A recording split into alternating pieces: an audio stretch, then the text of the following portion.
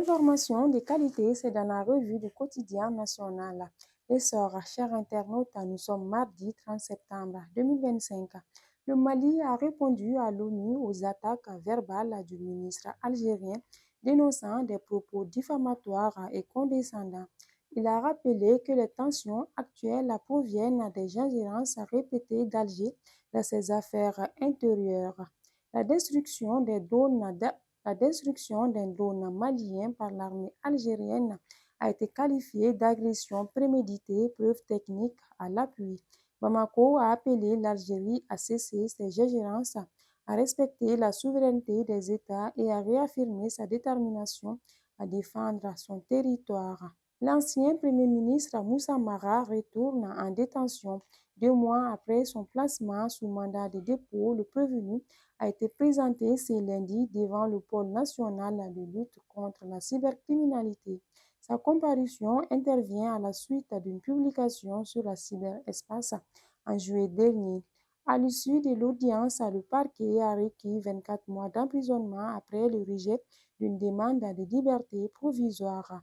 Le délibéré a été fixé au 27 octobre prochain. Décédé le dimanche 28 septembre des suites d'une courte maladie à Bamako, notre collègue Aboubakar Traoré a été inhumé hier lundi à Sikasso auprès des siens au cimetière de Lafiabougou conformément à la volonté de sa famille.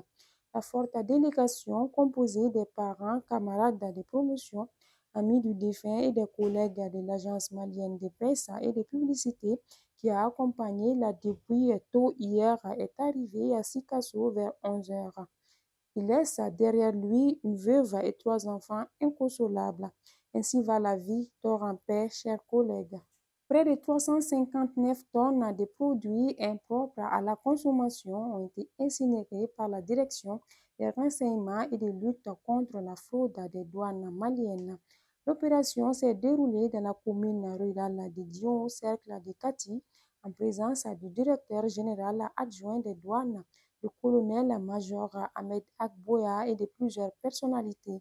Parmi les produits incinérés figuraient environ 79 tonnes de médicaments, 55 tonnes de boissons alcoolisées, 38 tonnes de tisanes, 450 kilos de tabac et beaucoup d'autres. Le championnat national de volleyball a livré son verdict samedi dernier.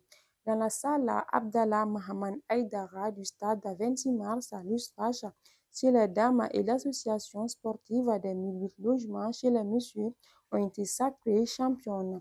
Un événement de taille qui confirme la progression du volleyball malien en présence de plusieurs personnalités sportives.